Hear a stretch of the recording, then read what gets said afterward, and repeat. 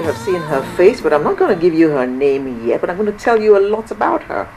She began her banking career in 1976 with Icon Merchant Bank and joined the International Merchant Bank IMB in 1982, where she was appointed General Manager, IMB Securities in 1989 and Executive Director in 1990. Well, she is now at the Bank of Industry, and under her, loans improved phenomenally. We were talking about a woman heading SEC just now. It's my pleasure to welcome Miss Evelyn Oputu. Thank you. Good morning. Good morning. Good of you to join us this morning. Okay. Now, how are you coping with managing BOI? Being a woman and all that, because it seems that women heading agencies and businesses have peculiar problems. Well, for me, being a woman actually has been a positive attribute to heading an institution, because as a woman, you're a wife, you're a mother, you're a sister, and you head a home, and you have to be able to multitask. And women, in my view, are naturally nurturing. So if you have a nurturing character, everybody under the institution becomes your child or your sister or brother or daughter or son. So I see being a woman as a very strong positive attribute that we bring to the workplace rather than it's been negative. I just don't see it that way. Have you had to work extra hard to prove yourself, being a woman? Absolutely, absolutely. As a matter of fact, the average woman in the workplace is new. I mean, in the past 40 years, where the women's liberation and the women's move became very strong all over the world, we have naturally had to more than prove ourselves, because a woman going into the workplace is new. And secondly, when you're a minority, there's a certain insecurity you take to the job. You have to more than prove yourself to be accepted. Whereas a man can understand how it takes, they always play this networking. Women have a different way of looking at things. We band in a way that men don't. They play football, we play a different kind of game. So it's difficult. It's different, not difficult. It's different in the sense we bring the feminine side of our character and our nature to the work, which men have too, but it's played down. But we don't always, as women, take the negative side.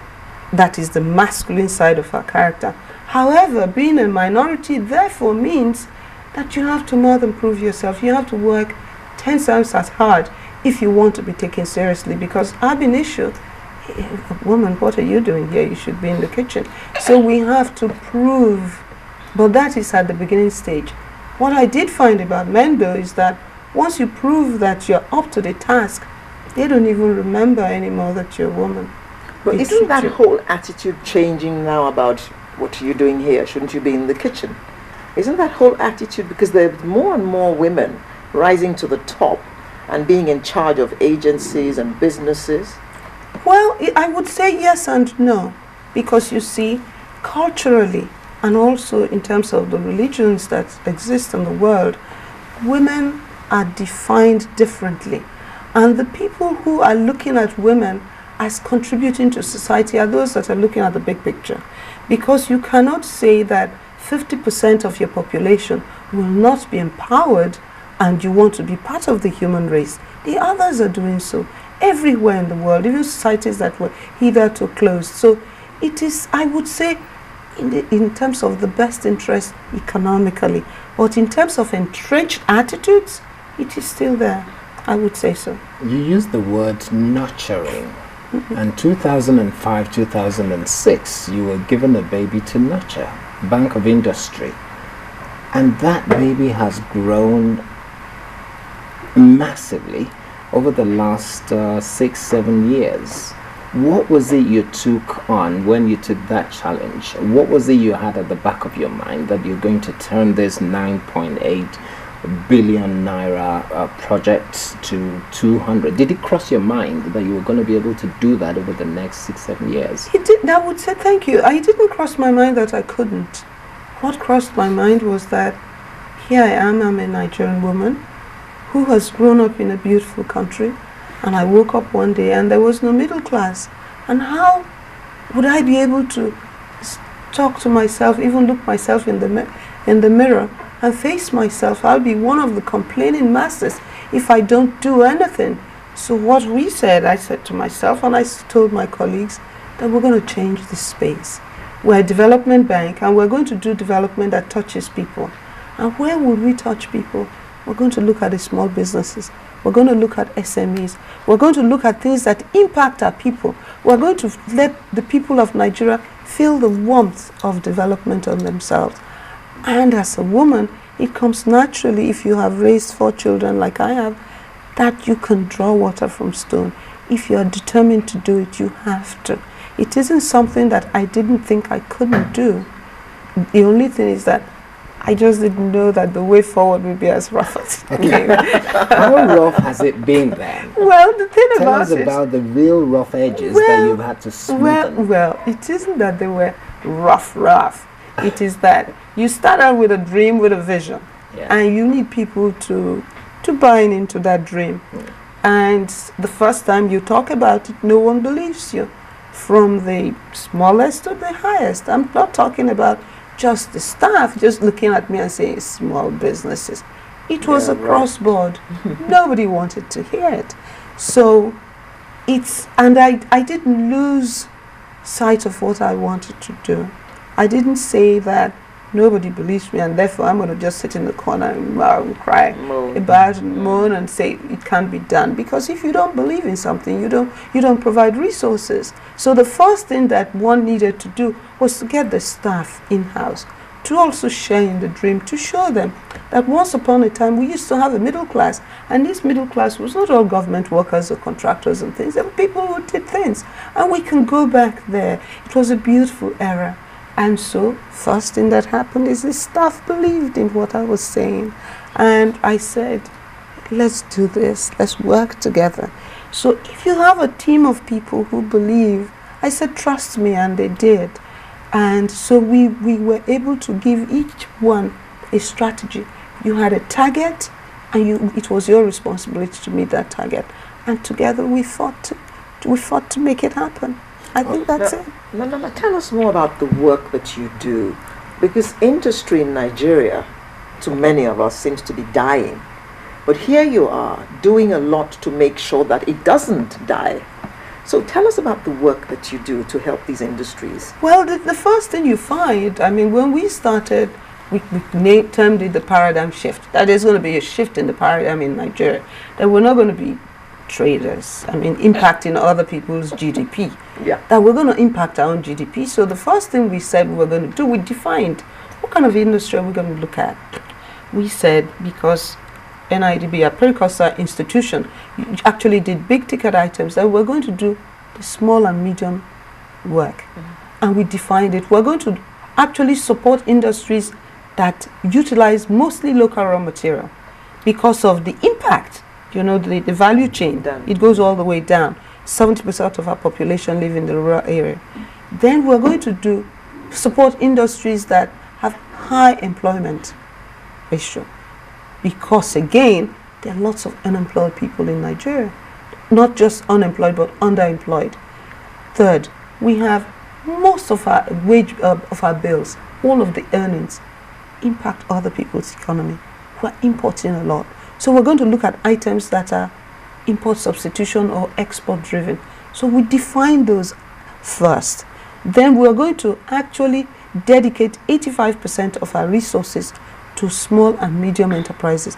With even the 15% that are large enterprises we're going to do, is going to have a linkage to the SMEs and also down to the bottom of the pyramid, so that in every naira that we invest in a company, it will have a value chain.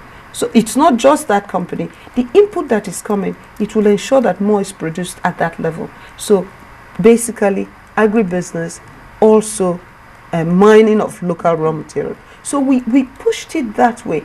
That is what we do in terms of how we did it. But when we started it, we found that actually industrialization is quite challenging.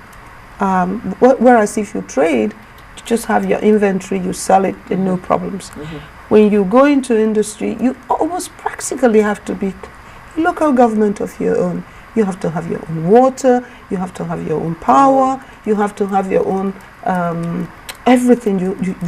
And people are coming, the taxman is coming at you, all kinds of challenges, even getting documentation. So we felt that we couldn't expect these people to be encouraged to do this on their own. We were going to also play an advocacy role. So having myself run a small business in the past, where I added value, I did manufacturing before, I had some sense as to the kind of challenges that a manufacturer would face.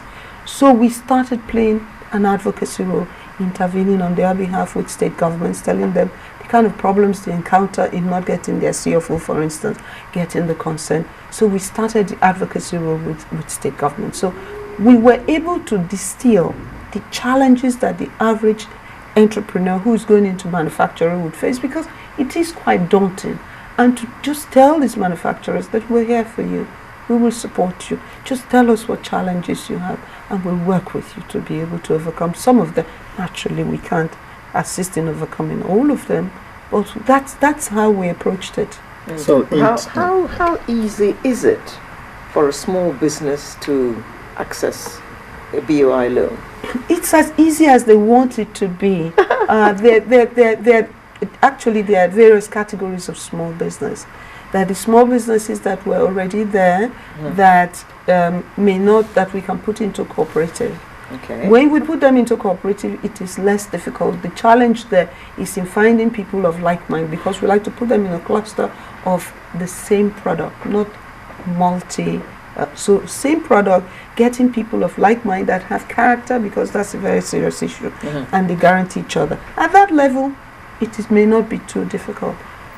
As you scale up and your business becomes bigger, we expect you to have been able to create some wealth. So you're expected to have some security of your own, because you're standing on your own, and you are expected to get security, and you're expected to also give security outside of the business yourself. So for us, it is quite easy to access our loans, but maybe the customers think differently. So what's the average loan that you will say small to medium enterprises are getting from you? What will be the average? Well, for the very small one, about 5 million.